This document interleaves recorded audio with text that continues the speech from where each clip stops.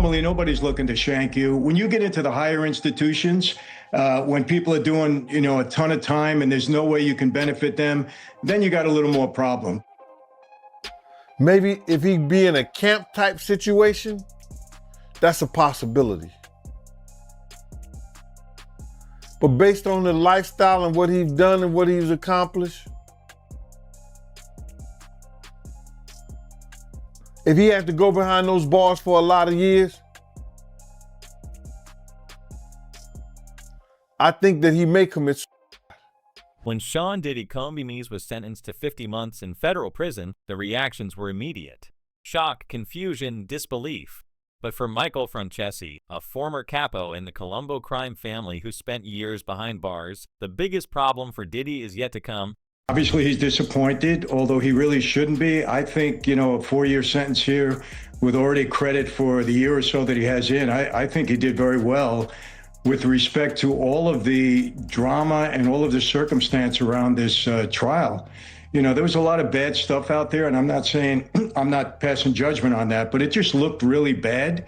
And he could have gotten up to 10 years or 11 years. So I think the judge, took everything into consideration. I think his family today made a very good plea for him, and I think he did very well. That's my opinion.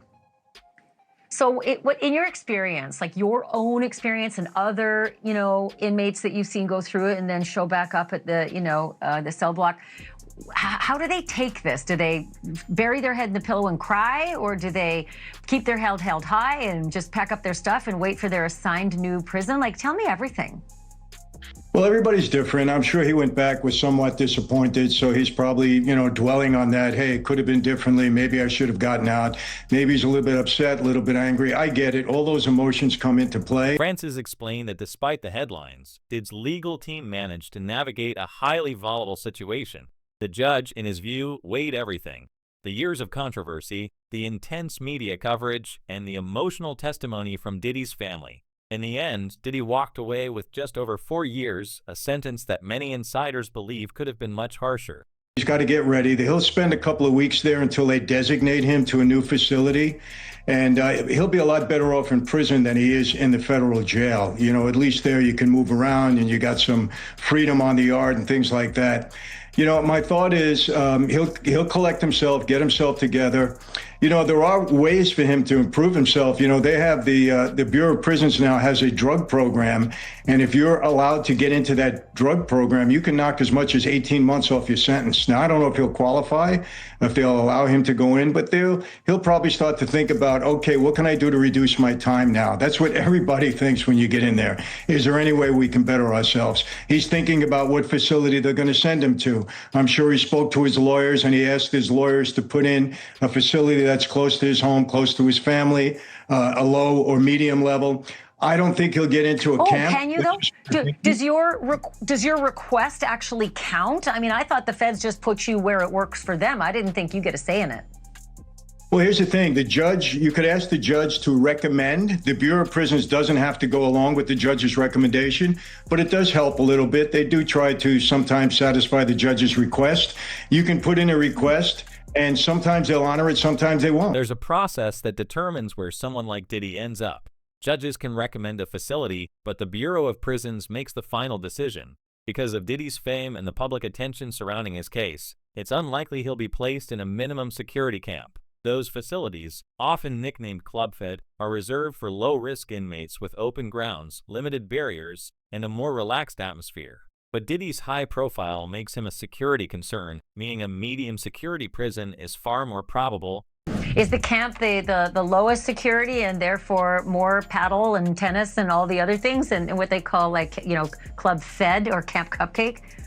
Yeah, they moved me to a camp by accident at one point, and there's no fences or anything like that. And I wasn't there for too long because they realized they made a mistake and put me back in the medium security. But they tell you when you get there, listen, there's no fences. If you want to leave, you can leave. But when we catch you, we're going to add another 5 years onto your sentence. And while I was in that camp for 2 months, each month somebody ran away. I mean, they always try to do that. But yeah, he's thinking of that. Yeah, he's thinking of that. But a medium security is not Wait, that so bad. let me quickly go back though. Go back to that piece about he's high profile, so he won't get a camp. Why wouldn't he? I thought in a camp nobody's going to shank him because again they want out. The overriding factor there, I believe, is he's a guy with a lot of money. And I'll tell you, this happened to me when I went in there because of the profile I had, because of the way they wrote me up. I had everybody and their brother inmate trying to do a deal with me when I got out, a business deal. They need money. Because of the fact that he's a money guy, I think he's going to have more friends than he will enemies.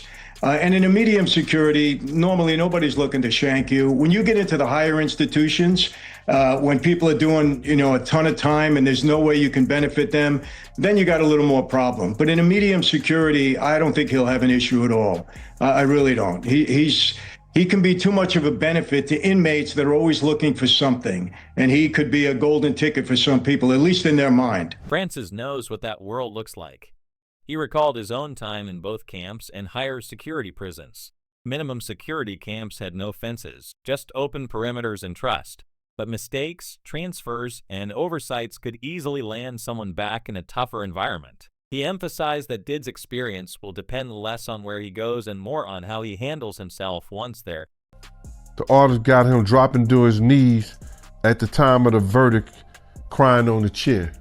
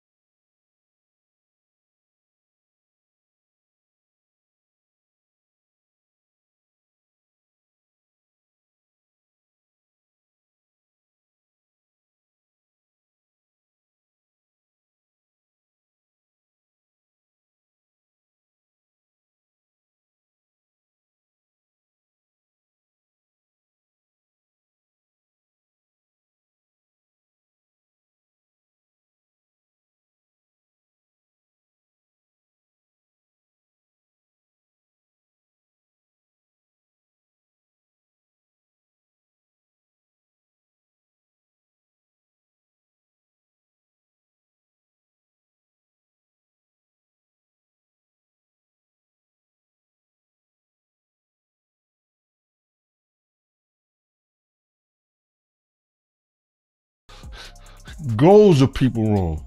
To see him on his knees begging like that,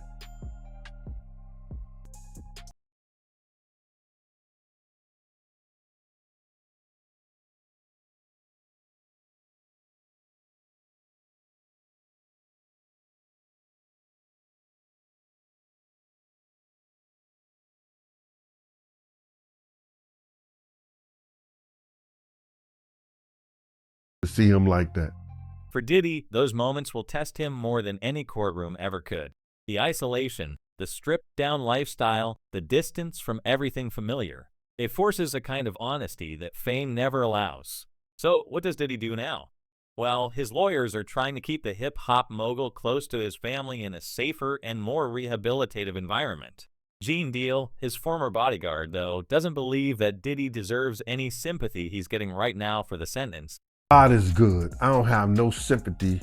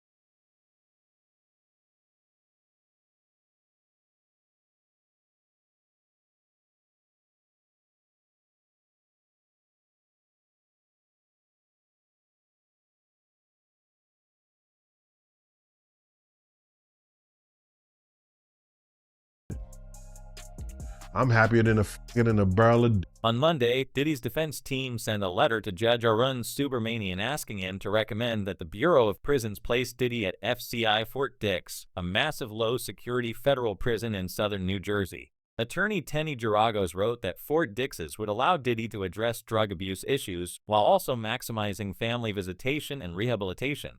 The facility offers a well-known treatment program called RDAP, or the Residential Drug Abuse Program, a 9 to 12-month intensive course designed to help inmates rebuild and reduce their sentences by up to a year. For someone serving around 3 more years, that can make a big difference. Gandil, however, believes Diddy is beyond rehabilitation. He might simply be too far gone, and Gene thinks he got what he deserved. Say, yo, listen here, man. This guy's life might be danger over here because people think that he has something to do with Pac. People think he has something to do with Biggie. Some of the people are still mad that he made Making It a Band walk to Brooklyn from, to get the cheesecake, and just around the corner from the Cheesecake Factory. So, Junior's. So it might be some dumb shit. So y'all need to get him out of here and ship him to Jersey because somebody gonna kill him over here. Those are good arguments, if you want to call it, but it's bullshit. He gonna get the same treatment no matter how much money he got from them correction officers. Because if they don't and they get caught giving him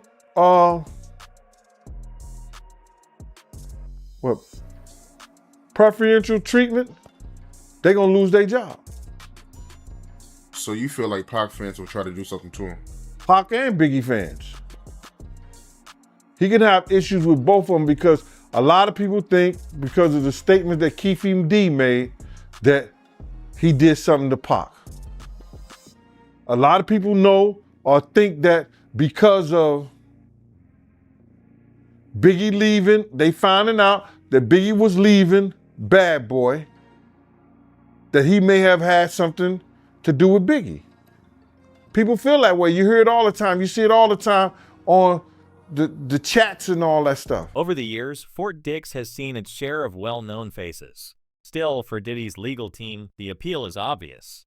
Proximity to home, access to family, and a chance for real rehabilitation. But not everyone agrees that Fort Dix's is the best option. Christopher Zukis, author of the Federal Prison Handbook and a consultant who helps defendants navigate the federal system, describes the facility as unpredictable. He's warned that while Fort Dix looks calm from the outside, it's had problems with gang activity, contraband, and staff shortages.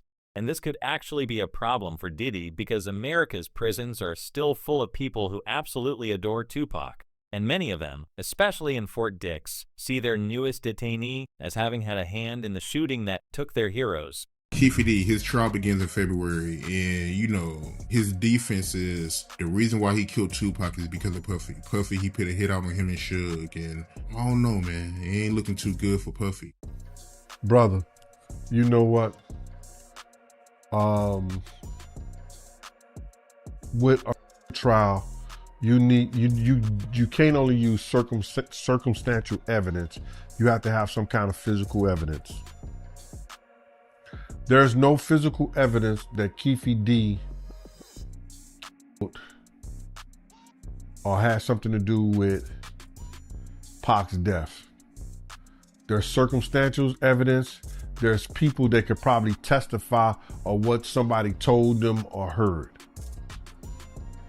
So now, Keefe D, lawyers and them did a great job when they did trial by judge. Because the judge is looking for physical evidence. What ties Keefe D to Puff? What ties Keefe D to the murder of Tupac? And how could they prove that either one of them has something to do with it? Somebody would have to get on the stand and say that I saw him, he told me, and they want to have to believe them. The Bloods was laying people down, but behind Pac getting shot. It was a big, it sparked a big gang war out there.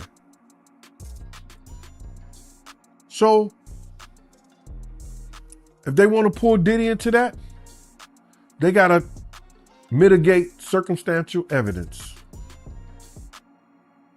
Anybody could be a witness for you, but what can they prove?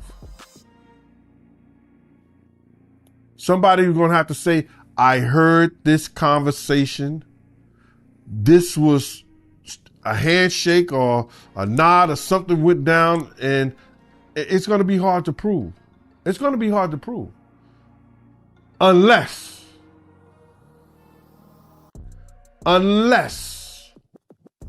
they follow the money. In fact, he has even recently come out to allege that Diddy being arrested for Pac's murder may happen much sooner than we think, because Kef D is threatening to pull back the curtain on everything.